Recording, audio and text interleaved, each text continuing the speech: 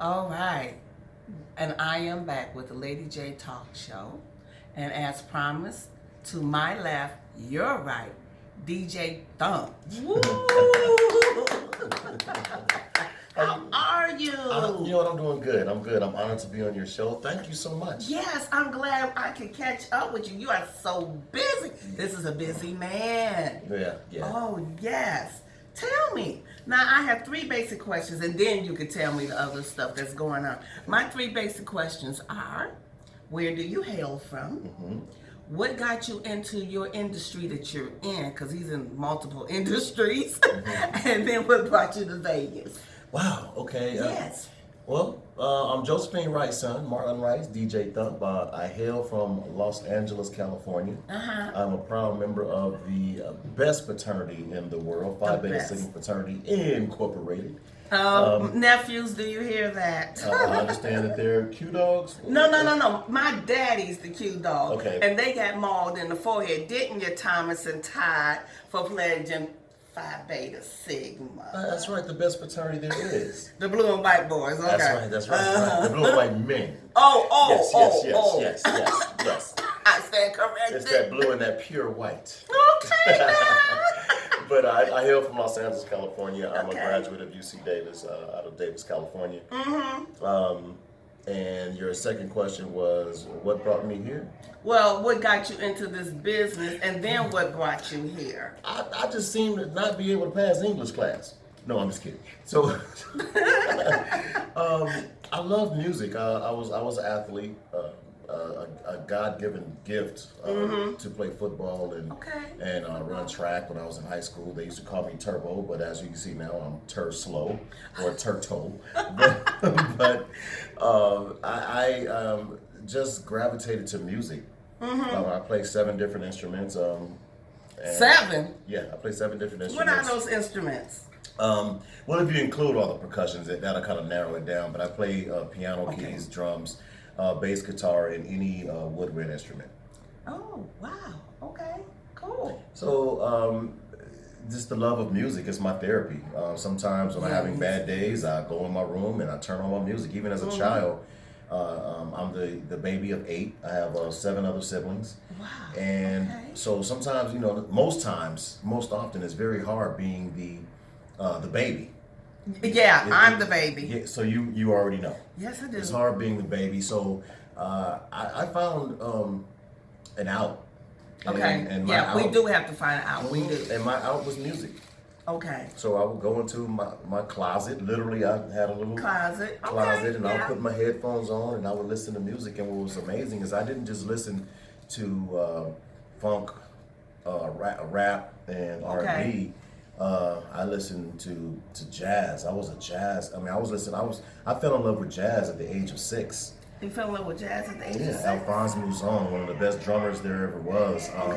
I can go on and on and on. I love jazz. So I would go into my closet and put my headphones on and you would listen to jazz mostly? Yes.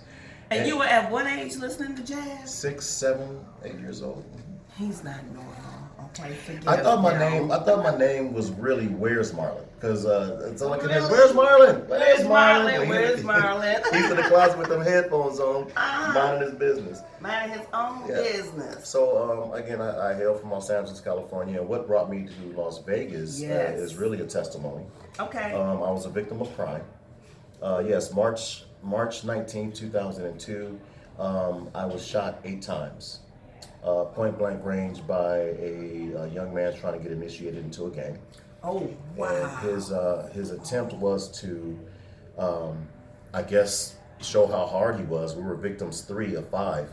I watched my fiance die. She took 1 bullet in the back of the head and came out her front. And I got shot. I got hit 8 times, twice in my intestines, twice in my liver, once in my arm, twice in my back, and once in my leg. And they pronounced me dead at the scene.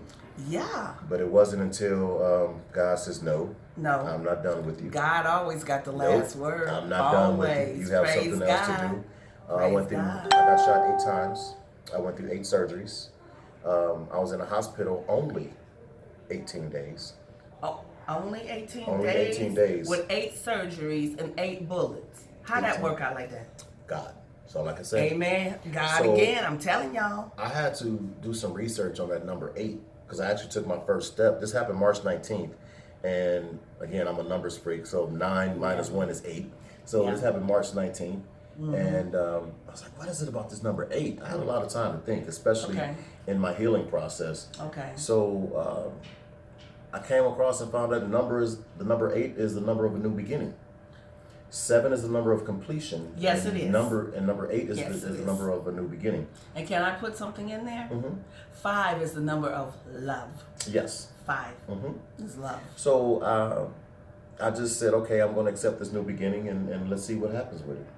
And did that bring you to Vegas? That brought me to Vegas. My brother, Yes. Daryl, he's been living in Vegas for the past 25 plus years. So he was already here? Yes. Okay. And he's Mike Tyson's personal assistant. Oh, wow. So, and that's a whole nother story in itself. I believe it. I believe That's it. a whole nother story. That's in a itself. whole nother show. But my brother actually said he came to the hospital, my hospital bed after my surgery. He kissed me on my forehead and said, "No, you coming to Vegas. It's my turn. You've been doing it enough out here in LA. It's my turn." So he kind of tricked me though. I didn't want to come. I don't want to come to Vegas. It's too hot. I don't want to come to Vegas. No, I'm a beach boy. I get up and go to the beach if I want. Yeah, You know. I'm a beach girl. So yeah. So I got to. I understand that part. Yeah. I got to. My brother said, "Let's go get something to eat." He and my mother had this all planned out. Okay. You got to get out this house, man. You got to get out this bed. Let's go get something to eat. Okay. He helped me in the car, Yeah. and we got on the freeway, and that was the last time I seen LA. We passing all kind of restaurants. I'm like, you just I love we it. can go eat there. He just kept pushing. Oh, I And he said, love "This is your it. new home." So to my brother Daryl, man, I love you, brother. I love you too, Daryl. And a lot of people have Mike Tyson really misunderstood. When I moved out here, I immediately moved in with my brother, and then Mike says, "Nah, bring him here." So I moved into Mike Tyson's house, in his back house. He employed me, and I wasn't doing anything. I couldn't do anything but heal, and he paid for my physical therapy by Dr. Keith Clevens, which is the most profound physical therapist in Vegas. He handles nothing but pro athletes. Yeah. So I'm in Dr. Keith Clevens' office with David Tua, Tiger Woods, William Blackwell, all these professional athletes, and everybody looking at me like, "Who's this dude?" Yeah, who is this dude? So you know how you look like you belong, and you really don't belong, but you look like you belong. You had that going on. Yeah, so I stuck my chest out a little bit like I was an athlete then, you know. Yeah, but Well, you were in your own right. You were an I athlete told in you your I was own right. Turnbow in '87. Yeah. That was See? '87. 87. No, Okay. 7. Seven. Yeah, after you get a certain age, you say 7. Well, you know what? I want to put a pin in it right there because you're talking about numbers, and you said March 19th. Yes. March 19th, 1976, my mother would never let me forget it, is when she had her massive heart attack. Wow. And she was in ICU for a couple of months. So my mother might have been just looking down on you and looking over you and said, "Nope, not this dude. There's something else about him." And it's nothing like a Something else praying about mother. it. There's nothing like Yeah. a praying mother. Nothing like a praying mother. man. Nothing Yeah. like it. Too many testimonies about a praying mother, a praying grandmother as well. Oh, yeah. Oh, yeah. Man, my grandmother used to pray and hum at the same time. I didn't know how she did it. Lord. Sure, for sure. Yes, Okay? indeed. For sure. So that brought me here. That brought me here, and I said to myself that I was going to definitely just take off. It's a lyric out of one of my favorite rappers in the world, Jay-Z. It's one of the lyrics that he says, "Put me anywhere on God's green earth, and I'm gonna triple my worth." And I went for it, and I went for it. Okay, and so when you healed and you're in Mike Tyson's house, what did you go do? I didn't do absolutely nothing but heal. I went to physical therapy. I came home. I played with some tigers. I played with a couple of animals I never played with before. I played with some pigeons. You did my dream playing with tigers. Listen, That's my dream. I woke up in a mansion. I woke up to a cook, to a chef. I woke up. Okay, but you healed eventually, and you Yes. stepped out to do what? Well, first? I told Mike, here's your keys. And he said, "What?" I said, "Yeah, here's Yeah, your because you keys." see me going like, Yeah, I said, "Here's your keys." I'm I not said, giving "I the didn't keys throw to a a punch." mansion. I told him I didn't throw a punch, and this is a true story. Mike will tell you. I said, "Here's your keys, bro. I didn't throw a punch." I said, "I appreciate it, but I need to stand on my own 10 toes." And he says, "I respect that, brother." Well, he said, "I respect that, brother." I respect. Let's make sure he see this tape. I respect that, brother. I admire that, brother. No, I told him I want to get my own apartment, and I went looking for a job and just searching for jobs. And I said, you know what?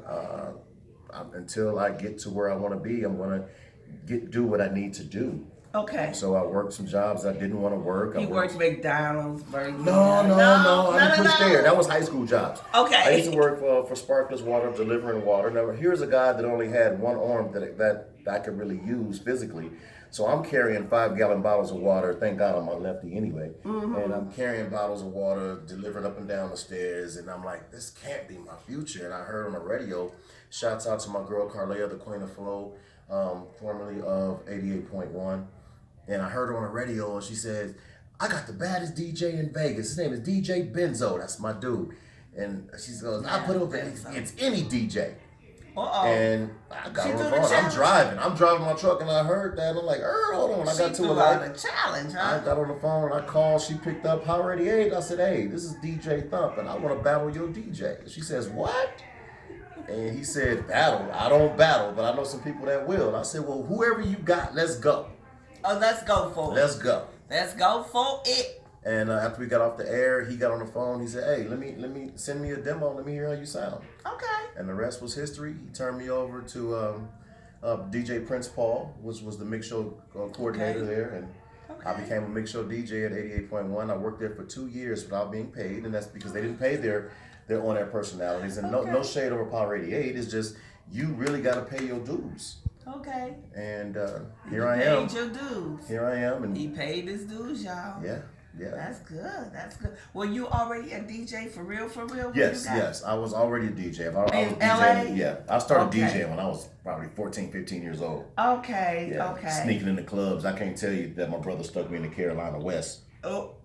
What's the Carolina West, y'all? It's a club in LA. He stuck me in the Carolina West. Okay, so the LA people will know. Yeah. That'll be an Allison. Allison, explain that to me. She knows what the Carolina West is. Yeah, Allison, explain that to me. Snuck me through the back door, and I stood on a crate, and I was DJing, and then after a certain while, they were like, "Well, he gotta go. You gotta get him out of here." So, yeah. Okay. Well, on this note, we're going to take a commercial break, let my cameraman rest his arm, and hopefully when we come back, DJ Thump can play us a little something on these keyboards.